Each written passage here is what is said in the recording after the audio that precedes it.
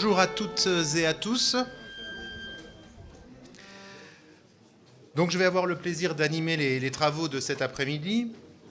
Les interventions de ce matin nous ont permis de prendre la mesure des dispositions bien particulières qui régissent la forêt française et de prendre pleinement conscience de l'action du législateur ces 10 dernières années, qui a cherché à regrouper tant le parcellaire que les acteurs et à mobiliser de l'épargne en tentant de le flécher vers la forêt. Pour les personnes qui nous rejoignent cet après-midi, et pour faire un petit rappel, j'allais dire des points clés, de quelques chiffres clés évoqués ce matin, la forêt française, c'est 30% du territoire français avec 16,5 millions d'hectares, ce qui fait de la France, de la forêt française, la 4e forêt d'Europe. La France est toutefois placée au 5e rang pour la récolte du bois.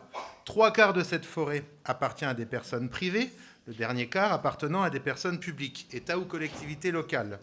Les forêts privées sont très morcelées et donc souvent sous-exploitées, car les 3/4 des 3,5 millions de propriétaires possèdent moins de 4 hectares. Un déficit commercial de 5,6 milliards d'euros en 2014, soit le second poste derrière celui de l'énergie. Les bois français, majoritairement issus de feuillus, ne correspondent pas toujours aux besoins actuels du marché. Néanmoins, l'exploitation de la forêt française représente 450 000 emplois et un vrai potentiel de développement. Cette forêt constitue en outre un formidable réservoir de biodiversité et participe significativement à la lutte contre le changement climatique en stockant 20% des émissions nationales de gaz à effet de serre. Alors avant d'échanger autour des grands enjeux de la forêt française dans le cadre de la table ronde, nous souhaitions vous présenter le cas de la forêt canadienne. Nous aurons donc une présentation, une première intervention pour nous faire voyager et appréhender le mode d'exploitation d'un grand pays forestier, puisque sa forêt représente 10% des forêts mondiales. Je rappellerai que l'un des axes majeurs du 6e Forum franco-québécois qui s'est tenu il y a quelques semaines à Paris et qui vient donc de se terminer, a permis de communiquer notamment sur la communication internationale sur la forêt et le bois, et donc cette intervention entre pleinement dans cet axe de développement. J'appelle donc Yannick Dehi, vous êtes délégué commercial, agriculture, agroalimentaire, pêche et environnement à l'ambassade du Canada à Paris depuis maintenant 8 ans. Vous allez nous faire une présentation portant sur la gestion durable de la forêt au Canada. Vous connaissez très bien les atouts et certainement les faiblesses que peut-être nous développerez bien moins les faiblesses que les atouts. En tout cas, les atouts de la forêt canadienne sont nombreux. Et un petit point, effectivement, la grande différence avec la forêt française, puisque, si je ne m'abuse, 90% de la forêt est publique au Canada et qu'on travaille par voie de concession. Donc vous allez nous présenter tout ça dans le cadre d'un développement durable de la forêt canadienne. Je vous remercie.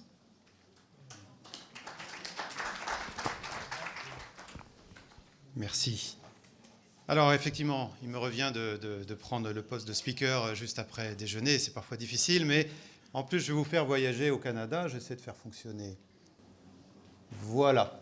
Bon, on va commencer tout de suite avec la forêt canadienne. D'abord, du point de vue de la gouvernance, il y a beaucoup de choses, mais je veux tout de suite rappeler que le Canada, c'est un État fédéral et que l'échelon fédéral que moi je représente en tant qu'employé de l'ambassade, ce n'est pas l'échelon qui a le plus de compétences, entre autres dans la gestion au jour le jour des ressources naturelles.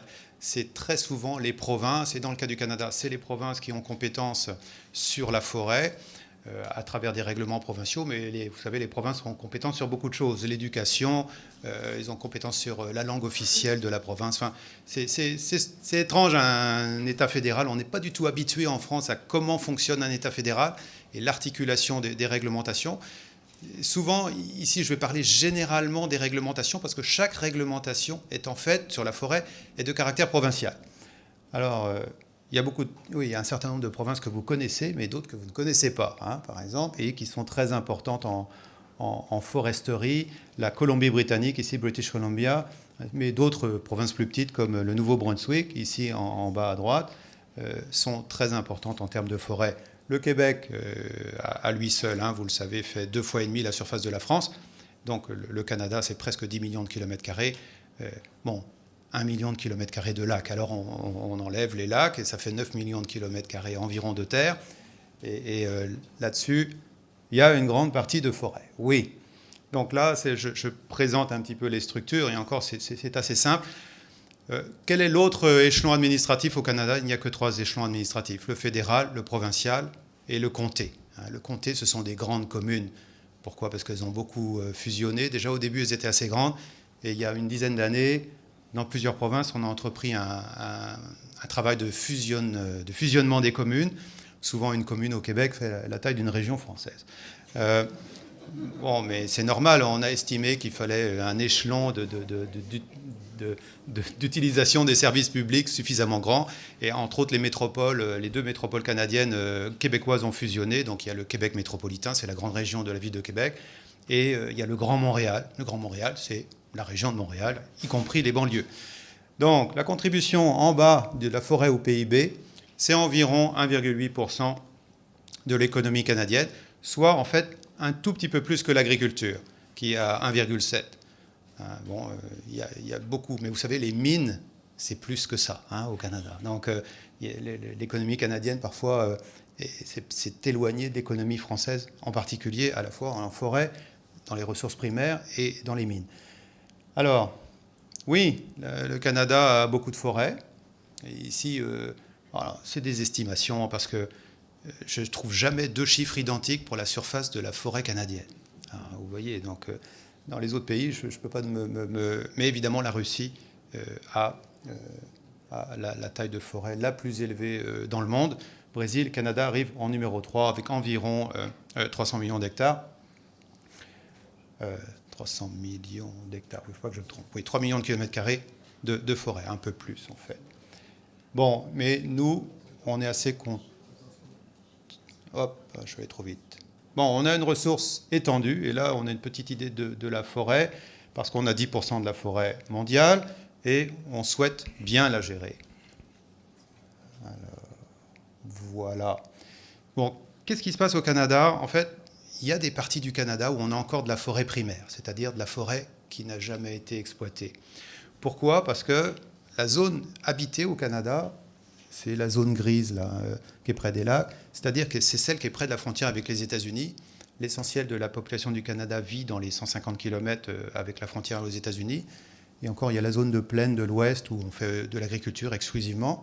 Mais le reste du Canada, c'est très sauvage. Très sauvage, ça veut dire pas de route. Si vous voulez, je vous explique ce que ça veut dire très sauvage. Donc, sauf il y a des routes d'exploitation forestière en côte, en particulier, ça veut dire qu'il va falloir faire des routes pour exploiter la forêt de temps en temps. Et qu'est-ce qu'on fait aussi en peuplement forestier? On ne fait que replanter les espèces autochtones du Canada. On ne fait jamais de peuplement exotique. La raison pour laquelle on ne fait pas de peuplement exotique au Canada, c'est les conditions naturelles. Si ces arbres poussent dans ces régions, il y a des raisons. Et en général, souvent, les arbres, c'est une seule espèce.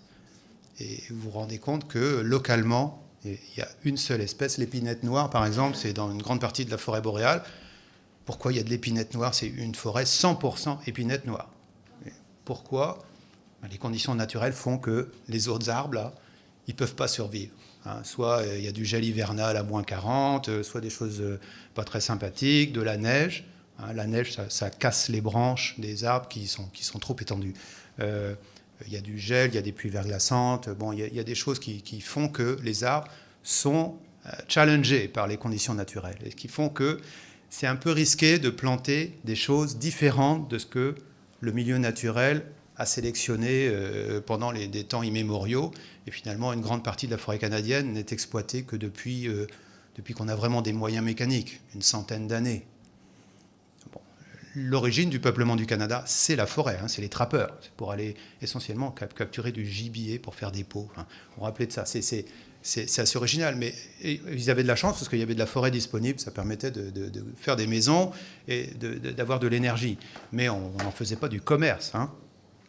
Mais on va rester sur cette idée qu'il y a des espèces autochtones au Canada et qu'en général, on ne veut pas les déranger. On va continuer sur l'exploitation des espèces, Ici, c'est les principales. Alors, moi, je ne vais pas faire la revue, mais ce qui est assez remarquable, c'est que c'est en fait dans l'ouest qu'on a les arbres les plus grands, avec des pins Douglas, ainsi que le red cedar, hein, le cèdre rouge. Et en fait, dans l'est, on a plutôt des épinettes, qui sont également des résineux, mais qui sont moins grands, on en verra en vidéo. Et puis, dans les régions un peu plus tempérées, entre autres en Ontario, au Québec, ainsi qu'à la lisière de la zone agricole dans l'ouest, on a quelques feuillus, des peupliers, des érables et des bouleaux, bien sûr. Bon. Ah oui, il y a des forêts non aménagées. Qu'est-ce que ça veut dire une forêt non aménagée? C'est que vous n'allez pas aller là-bas. Personne n'y va, hein, sauf les animaux sauvages et encore. Pourquoi? Parce que les conditions naturelles dans la zone vert clair, là, c'est extrêmement difficile. Hein. Les arbres sont tout petits, etc. Il n'y a rien à faire dans ces endroits-là. Et les zones au nord, il n'y a pas du tout de végétation. Hein. On s'entend bien. Le Nunavut, là, qui est un grand territoire dans le nord du Canada, il y a 35 000 habitants, il n'y a pas un seul arbre. Bon. Qu'est-ce qu'on veut au Canada? Bon, on profite du fait qu'on soit un État de droit avec de bonnes structures. On veut que les forêts soient gérées pour le bien commun. Et c'est un peu une idée canadienne que le bien commun, ça compte. Et ça compte, c'est intéressant de gérer une ressource naturelle pour à la fois la prospérité des Canadiens, comme on dit, mais également pour les générations futures. Et on est assez bien servi. Pourquoi? Parce qu'une grande partie de cette forêt de propriété provinciale, hein, de propriété publique, pourquoi ce sont les provinces qui possèdent ça? Pourquoi? Parce qu'à l'origine, vous vous rappelez, le peuplement du Canada se fait à partir du Québec et de l'Ontario. Et là, on avait un petit peu, c'est là d'où viennent les propriétés privées. C'est essentiellement au Québec et en Ontario qu'il y a des forêts privées. Ensuite, les provinces de l'Ouest ont été colonisées par la suite, hein, et beaucoup au début du XXe siècle. Ben là, on n'a pas donné de concessions dans les forêts. On a donné des concessions agricoles dans l'Ouest, mais jamais de concessions dans les forêts. La province a gardé la propriété exclusive des forêts dans les provinces de l'Ouest. Donc, quasiment. Donc, Manitoba, Saskatchewan, Alberta et Colombie-Britannique, ça, c'est quasiment toute la forêt est possédée par les provinces. Au Québec et en Ontario, c'est un peu plus la propriété privée. Et aussi, on a des autochtones. Les autochtones ont des réserves. Et ça, c'est des droits qui sont inscrits dans la Constitution. Ils ont un droit exclusif d'exploitation de ce qu'il y a sur le territoire des réserves. Alors, bon, vous connaissez les principes de la gestion durable, mais enfin, il faut bien répéter. Qu'est-ce que c'est la gestion durable? Ça maintient et améliore la santé des écosystèmes forestiers à long terme pour le bénéfice de tous les êtres vivants, tout en fournissant, et là c'est intéressant, des opportunités environnementales, économiques, sociales et culturelles. Il faut garder l'équilibre. Il n'y a pas que la faune sauvage, il faut garder un intérêt économique. Et au Canada, on est très pragmatique. Donc on est OK pour la gestion durable, Sustainable Development, mais il faut absolument qu'il y ait un intérêt économique. Et pour les générations présentes et les générations futures. L'idéal, c'est qu'on puisse continuer la forêt au Canada, pas telle qu'elle est, mais en tout cas dans une optique qu'on n'en perde pas en surface. On va voir si on a des chiffres ensuite. Bon, ça, c'est une forêt un petit peu primaire, hein, parce qu'une fois que tout est tombé... Bon, ça, c'est une illustration qu'on fait des concertations. Je vous expliquerai comment on peut faire des concertations dans les politiques forestières, parce que ça concerne beaucoup de gens, en fait. Alors, si ça peut bien marcher... Voilà. Bon, ça, c'est un exemple d'exploitation forestière au Canada. Parce que moi, je m'imaginais qu'on allait avoir beaucoup de photos de forêt ce matin, mais il n'y en a pas eu beaucoup. Moi, je suis plutôt pour mettre des photos de forêt. Alors, pourquoi? Parce qu'on exploite beaucoup de forêts. Le territoire canadien, globalement, une fois que vous êtes sorti des villes, et il y a un petit peu de zone agricole, mais c'est très forestier, très forestier. Et on n'a pas peur d'aller sur le terrain, oui. Alors ici, bon, ça c'est assez joli. Alors qu'est-ce qu'on a? On a des standards environnementaux élevés. On veut garder, si on fait des coupes à blanc, on va voir que les coupes à blanc ne sont pas du tout exclues au Canada. C'est même la majeure partie de l'exploitation forestière, ce sont des coupes à blanc. Bon, on considère que, cependant, on va avoir un standard environnemental, c'est-à-dire on va obliger les exploitants à replanter replanter en plan de l'espèce autochtone juste après l'exploitation. Les plans, ils sont issus d'une concertation avec le public. Alors, en région, vous savez, les régions canadiennes forestières, il n'y a pas beaucoup de gens. Il y a beaucoup de gens qui travaillent pour la scierie locale, pas mal qui travaillent en exploitation forestière, mais il y en a d'autres qui ne veulent pas forcément que les forêts soient coupées. Ça peut paraître surprenant. Par exemple, il y a des gens, comme la propriété, c'est les provinces. Les provinces vont donner la forêt en concession, en exploitation, mais peuvent également donner la forêt en exploitation pour le gibier. On appelle ça des pourvoiries. Les pourvoiries, c'est un système où une grande surface, plusieurs centaines, plusieurs milliers d'hectares normalement, vont constituer une sorte de réserve de chasse. Et ça va être donné en concession à un individu qui, lui, il va tirer effectivement son revenu de la pourvoirie, il va faire venir des chasseurs, et puis il va construire un affût, etc. Et comme ça, on va pouvoir tirer le caribou plus facilement que dans la forêt. Mais pour ça, il faut qu'il y ait quand même une partie de forêt. On va voir que finalement, quelqu'un qui a une pourvoirie, d'abord, il ne peut pas s'opposer à ce que la forêt soit exploitée sur son territoire.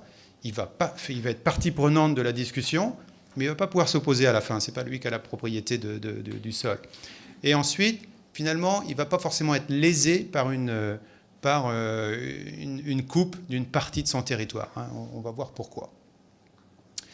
Les plans sont approuvés par les gouvernements provinciaux. Effectivement, c'est à l'échelon provincial qu'on gère ça.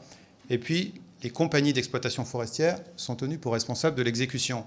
Donc, il y a bien quelqu'un qui est responsable, à qui on a donné la concession, et quelqu'un peut être jugé responsable.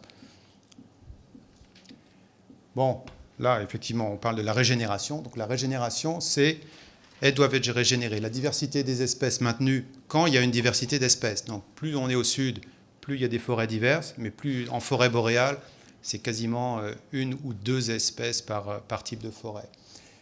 Par plantation de plants d'espèces natives ou régénération naturelle. On peut décider pour la régénération naturelle, cependant, quand on fait une coupe à blanc, c'est rare qu'on fasse la régénération naturelle. On préfère replanter des espèces natives. Pourquoi ? Parce que les plants qu'on va apporter, ils ont eu une avance. Et puis on verra, il y a une petite compétition avec la faune. C'est-à-dire qu'effectivement, si on laisse la régénération naturelle, la faune risque d'en manger une partie.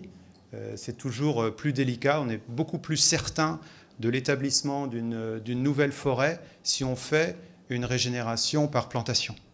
Même des plants tout petits. Des plants tout petits, ils ont quand même déjà 4 ou 5 années d'avance sur la régénération naturelle.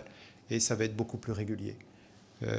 Donc c'est un avantage. Conservation de la biodiversité, forêt résistante au changement climatique. On verra que là, on a des petits problèmes. On doit continuer à fournir des services environnementaux là où c'est nécessaire. Pourquoi ? Parce qu'en région boréale, alors, les services environnementaux, je ne veux pas les négliger, mais par contre, l'aspect social en région boréale, il n'y a pas de population. Il n'y a personne. Il y a juste les exploitants forestiers qui vont dans ces forêts. Donc, oui, on peut considérer que c'est un aspect social, c'est un aspect canadien. La forêt est bien canadienne, mais il n'y a pas de public. Il n'y a jamais de public à aller dans ces forêts. D'ailleurs, ce n'est pas recommandé. Non, c'est un peu dangereux. Bon. Ça, c'est une coupe en forêt boréale. Alors, parfois, ça peut être impressionnant, les coupes. Et puis, alors, les Français sont très sensibles à ça. C'est une coupe blanche. Bon, c'est pas catastrophique une coupe blanche. Vous voyez, d'abord, bon, on peut trouver que c'est un grand espace. Je ne sais pas, ça doit faire au moins une centaine d'hectares, cette partie coupée là. C'est dans le nord du Québec, en forêt boréale. Et puis là, on a laissé, quand on a apporté les arbres, on a laissé les branches sur le côté, le long de la route d'exploitation forestière, vous voyez. Bon. Alors, mais autour, il y a beaucoup d'autres forêts qui n'ont pas été exploitées, d'accord ? Donc la faune, d'abord, elle a trouvé un refuge tout à fait disponible parce que tout autour, ça n'a pas été exploité. Ensuite, ça, c'est par rapport à 97, quand on a coupé, parce que c'était la 97. Et là, en 2005, 8 années plus tard, bon, là, ça a été visiblement replanté. Et donc, effectivement, c'était déjà bien parti. C'était beaucoup plus vert. Et puis, la dernière photo, c'est 2013. Cette forêt est en cours d'établissement. Pourtant, on n'a pas tant de temps que ça. Elle a juste 16 ans. On voit qu'on aura, d'ici une dizaine d'années, En plus, c'est très dru, une forêt en cours de régénération. Hein, vous savez, c'est très difficile. Donc, en termes d'écosystème, c'est même sans doute plus actif. Il y a beaucoup plus de chlorophylle, etc. Et aussi, pour la faune sauvage, il y a beaucoup plus à manger. Hein, entre autres, dans ce stade-là, c'est beaucoup plus facile pour la faune sauvage de survivre dans un environnement comme ça qu'à la fois dans la forêt non coupée et après... Et il y a des problèmes pour les caribous parce qu'ils ont des... c'est vrai, non, mais ils préfèrent passer par le chemin forestier. Hein. Il y a toutes sortes d'études qui montrent qu'ils aiment bien passer par le chemin forestier parce que c'est assez libre, mais c'est des animaux sauvages. S'ils veulent se protéger, hop, ils vont tout de suite dans la forêt. Les animaux sauvages, c'est comme ça. Bon. Donc, il y a certains avantages à avoir une coupe blanche. Et en plus, en termes d'exploitation, c'est très... Alors là, j'ai une petite vidéo. Bon, c'est promotionnel. Hein, c'est notre... alors, je vais donner à la régie. La canadienne de pointe reflète nos normes élevées. La coupe rase est une méthode répandue qui convient bien au Canada. Elle se prête bien à l'écologie de la plupart de nos forêts et entraîne des effets semblables à ceux de phénomènes naturels, comme les incendies ou les tempêtes. D'autres systèmes de récolte, tels celui dit de rétention, sont utilisés lorsqu'il est nécessaire de conserver un habitat ou de protéger un paysage pittoresque. Près d'un cinquième des rondins et du bois de pulpe canadien provient de forêts privées. Ces forêts nous donnent aussi, sous l'autorité des provinces, du sirop d'érable, du bois de chauffage et des arbres de Noël, sans compter les nombreuses activités récréatives. Le Canada est une nation commerçante. Les produits forestiers sont d'une importance capitale pour l'économie du pays. Nos exportations représentent aujourd'hui plus de 44 milliards de dollars par an. En 2004, le Canada a exporté plus de produits forestiers que tout autre pays au monde. L'industrie forestière emploie 920 000 personnes, presque 6 % de toute la main-d'œuvre canadienne. Cependant, l'empreinte de cette industrie est plus réduite que jamais, parce que les entreprises doivent redonner aux sites de coupe l'apparence de forêts luxuriantes. Après tout, le tourisme en forêt représente également des milliards de dollars pour le Canada. Les forêts canadiennes sont diverses. Elles produisent de façon durable une vaste gamme de produits de qualité, notamment du bois d'œuvre, du papier journal, de la pâte de bois et des produits de bois usinés. Ces produits du bois sont encadrés par un système national de classement et de normes. Les constructeurs de maisons de Tokyo ou de Rotterdam apprécient donc la haute qualité du bois canadien. Nos plus importants marchés d'exportation sont les États-Unis, le Japon, l'Union européenne et la Chine. Avec autant de clients partout dans... Là, je crois que ça s'arrête là. Hop. Bon, ça, c'était ma première vidéo, bon, un peu promotionnelle sur, n'est-ce pas, vous l'avez compris, le Canada. Mais ça donne une petite idée. Effectivement, il y a un aspect gigantisme dans l'exploitation forestière canadienne. Les usines s'étendent sur plusieurs kilomètres parce qu'avec leur stock de bois, bon, c'est très grand. C'est très grand. Je dois dire que bon, l'exploitation, vous l'avez vu, c'est pas petit non plus. Et c'est une fraction de l'économie qui est assez significative. On a une deuxième vidéo effectivement, qui est la suivante. Alors, il faut peut-être que j'y aille. C'est celle-ci. Qui explique, bon, c'est en anglais. Hein. One of the primary goals of our silviculture is to emulate natural disturbances. Qu'est-ce qu'il dit? Il dit que la sylviculture doit émuler les phénomènes naturels.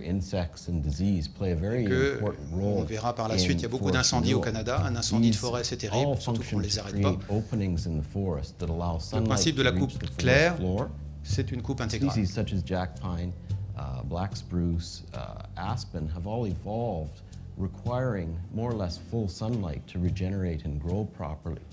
So any practice that aims to open the forest up to emulate some of these natural disturbances can be classified under the clear-cut system. So what we've seen is a move from fairly large clear cuts. Ensuite, il explique qu'on a changé la disposition des coupes claires. On peut faire une coupe claire intégrale parce que c'est favorable à la végétation. Cependant, on peut laisser des îlots entre les endroits qu'on va exploiter. Ça, c'était donc la deuxième vidéo. Qu'est-ce que ça fait? Pourquoi? Parce que la coupe claire, du point de vue économique, quand même, c'est très intéressant. On va couper l'intégralité de ce qui est disponible dans un coin. Et là, on va pouvoir organiser le transport en fonction. et on va avoir en plus de du matériau de base qui est très homogène. Donc il y a plein d'avantages à faire ça. Et nous, on considère que dans beaucoup d'endroits du Canada, c'est tout à fait approprié. Et ce qu'il disait, c'est que finalement, c'est similaire à un phénomène naturel. Et il y a aussi un autre aspect qu'on n'a pas vu en sylviculture, c'est-à-dire que les jeunes arbres, là, la plupart des résineux, ne peuvent pas pousser à l'ombre. Hein. C'est impossible pour un résineux de pousser à l'ombre. Pour la plupart d'entre eux, il leur faut beaucoup de lumière. Vous avez vu que par contre, quand il y a une coupe claire, ils poussent tous, c'est-à-dire qu'ils poussent tous de manière identique. Et c'est une des raisons pour laquelle les forêts du Canada qui sont exploitées, souvent, les arbres ont tous le même âge. Pourquoi ? Parce qu'une fois que les premiers arbres ont poussé, il n'y en a pas d'autres à pousser derrière. C'est impossible pour les résineux de pousser à l'ombre des premiers arbres. Donc ça veut dire que c'est un phénomène naturel, mais qui est relativement à l'avantage des exploitants. Ensuite, il y a un dernier, c'est une petite machine, vous allez voir. Bon, voilà, c'est l'exemple de mécanisation. Qu'est-ce qu'on fait dans une coupe claire ? Bon, lui, il fait un petit commentaire, c'est qu'il aime bien son travail. Mais bon, lui, il a une machine qui est extrêmement performante. Ça, c'est radical, quoi. Son truc. Bon, les petits, il ne les prend pas. Mais les gros, il va les couper. Il va mettre au moins 3 secondes à débiter ce truc-là. C'est vraiment... et puis vous verriez, c'est une espèce de grosse machine qui pèse 50 tonnes, là, avec des chenilles, etc. Ça monte à peu près partout. Bon... Voilà, c'est l'exploitation forestière moderne. Hein. Si on peut faire ça, c'est assez pratique quand même. Vous voyez bien que ça va être extrêmement rentable en termes de mécanisation.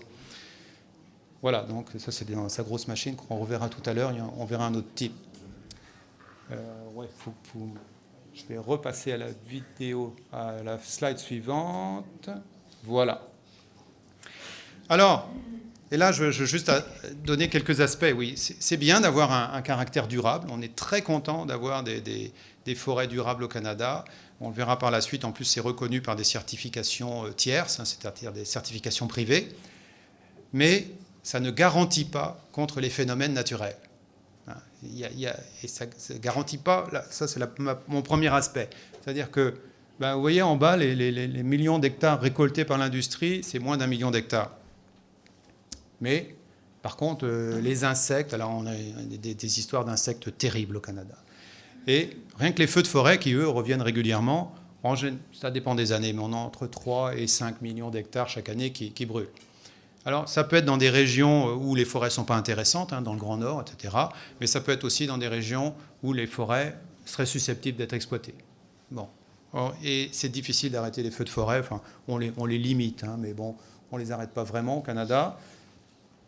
Et puis, on a ce phénomène des insectes. Récemment, dans les 10 dernières années, on a eu une attaque d'insectes très, très importante en Colombie-Britannique, sur la côte ouest. Et en plus, c'était des pins, le fameux Mountain Pine Beetle. Là, en français, c'est le dintroctone du pin. Bon, j'espère qu'il n'arrivera jamais ici. Qu'est-ce qui se fait, ce petit insecte ? Bon, normalement, en forêt, vous avez plein d'insectes c'est pas mortel d'avoir des tas d'insectes sous l'écorce, mais celui-ci, il apporte un champignon, le Ceratopsis montia, qui lui bloque l'afflux de sève dans les arbres. Donc les arbres qui sont contaminés par ces insectes, ils meurent quasiment en une année. Donc ils meurent quasiment immédiatement. Et on a eu une attaque remarquable dans les 10 dernières années en Colombie-Britannique. Finalement, il y a à peu près 15 millions d'hectares qui sont morts.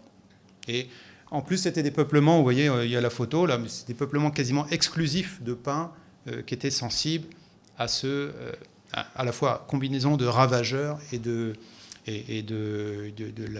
la maladie qui est apportée par le ravageur. Alors, qu'est-ce qu'on peut faire ? Globalement, vous avez compris, au Canada, on ne peut rien faire. C'est apporté par la nature. On estime cependant, un petit avantage, c'est qu'on estime que ces bois sont exploitables. C'est-à-dire qu'ils vont tous être sciés, si possible dans les 10 ans, mais au maximum c'est 20 ans, après ils vont tomber. Mais ils sont un peu plus secs, en plus ils sèchent sur pied. C'est le principe de cette maladie, ça fait sécher l'arbre.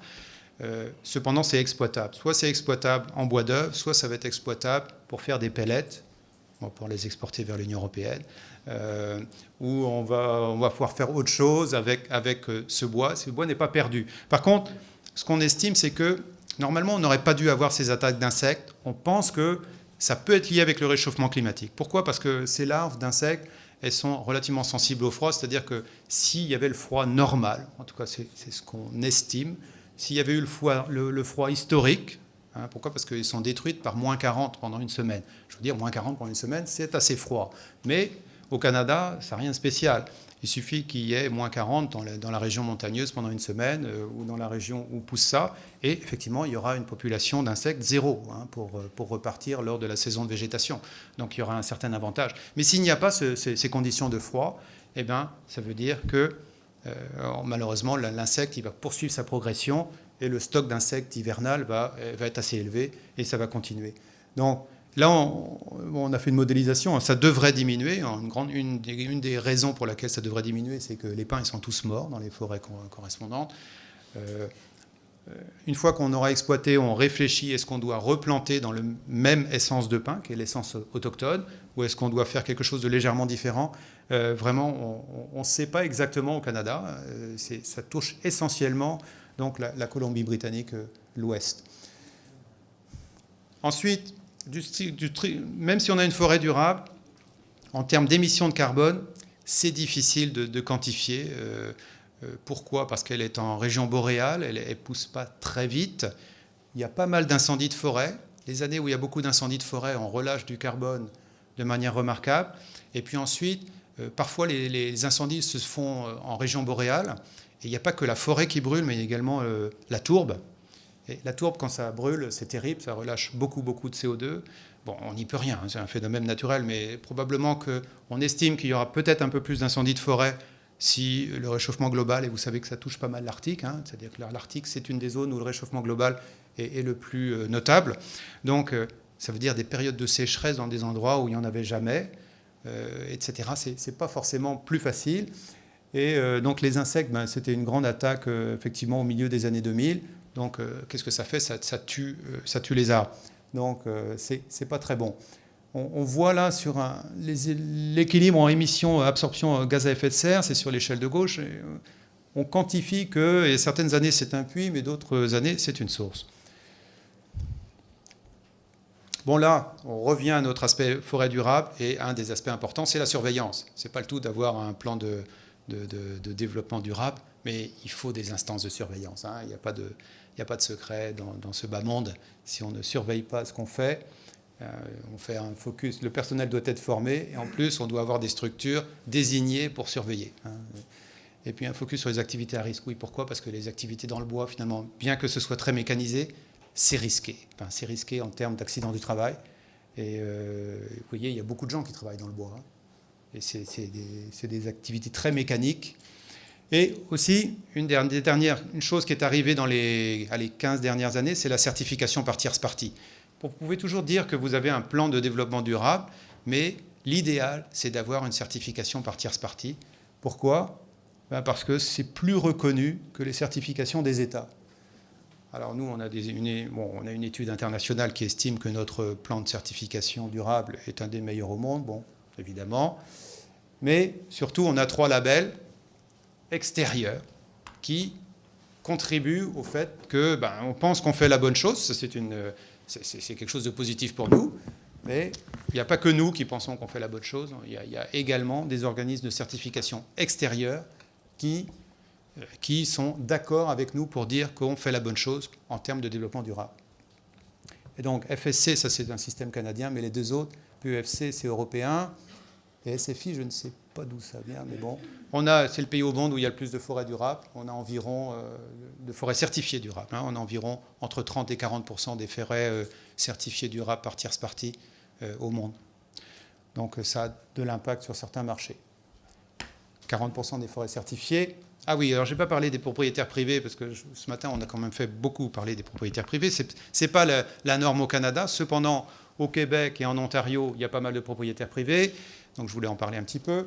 Et aussi, pourquoi? Parce que quand on exploite des feuillus, là, il y a plus de propriétaires privés, parce que c'est la zone qui était près de la zone de peuplement, et c'est là qu'il y a les feuillus. Donc il y a une combinaison historique qui fait que les feuillus sont plus exploités, sont plus sur terrain privé. Alors la forme d'incitation, c'est un taux plus réduit d'impôt foncier. Donc au Québec, il y a un dégrèvement de l'impôt foncier de 85% quand on fait un plan de développement durable. Et en Ontario, je crois que c'est 75%. Donc, effectivement, l'impôt foncier est sur des surfaces considérables. Bon, il y a beaucoup de propriétaires privés. Pourquoi c'est l'histoire, J'ai lu qu'il y avait 450 000 propriétaires privés de forêts au Canada. Au Québec, 150 000.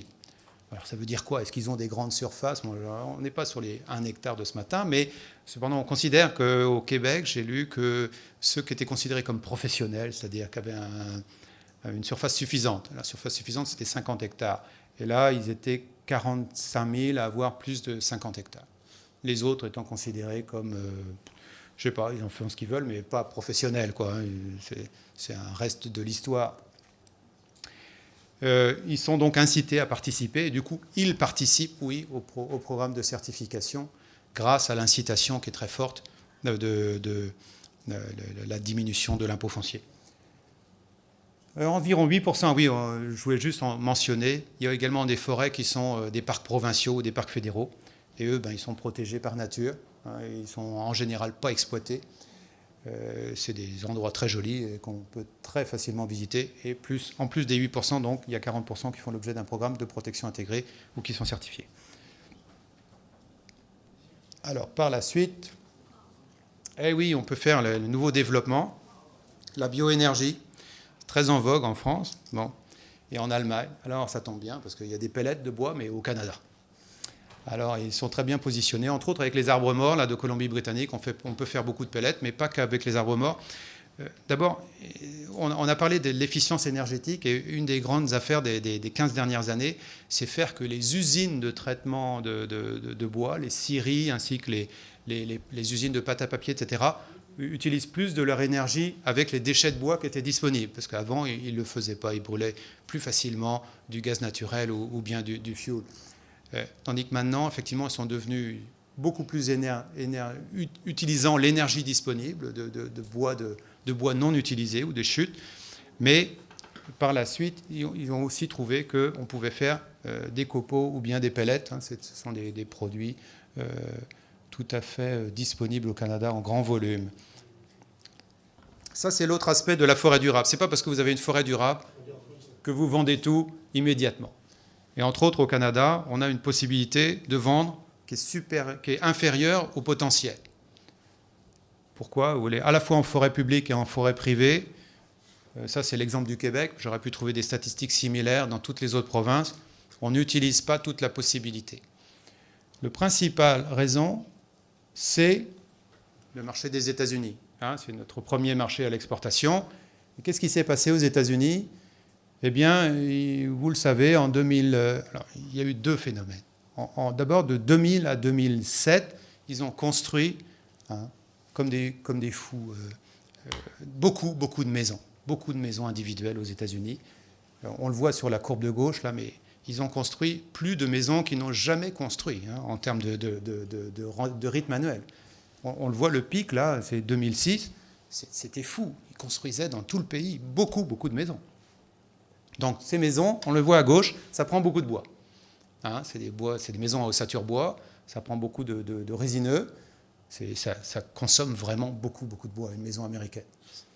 Et ça n'a pas repris complètement. On dit que l'économie américaine s'est rétablie, oui, mais la construction de maisons individuelles n'a pas repris au même rythme qu'auparavant. Parce qu'à gauche, on voit qu'on construisait 1,2 million par année, puis là on est à 600 000.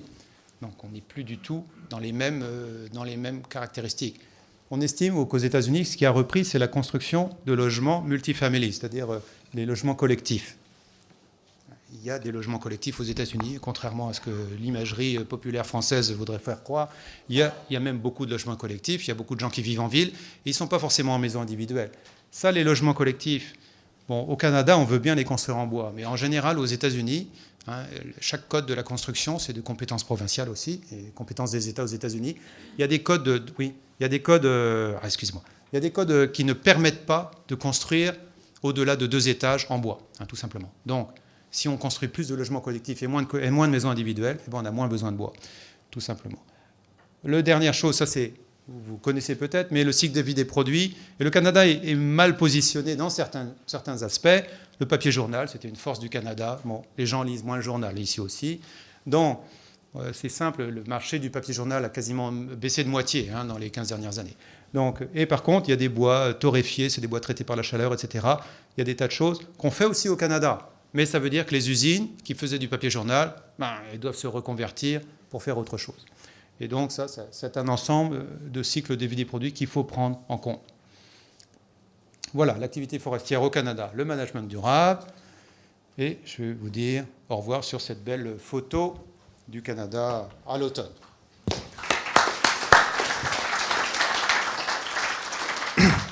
Merci Yannick Dailly. Alors si, j'allais dire un exercice un peu compliqué, mais si vous deviez résumer en quelques mots les atouts de la forêt canadienne, pour que ce message soit retenu par la salle, qu'est-ce que vous voudriez passer comme message ? Le message, c'est que le Canada, bon, il y a des ressources naturelles qui sont très importantes.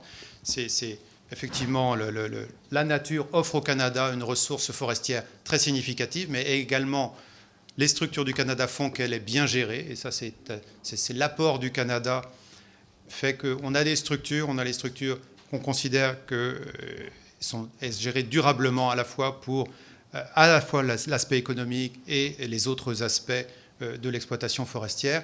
Et on considère qu'effectivement, dans l'état actuel, on peut continuer à faire ça pendant pas mal de générations. Merci. On a le temps pour une ou deux questions, quelques minutes. Oui.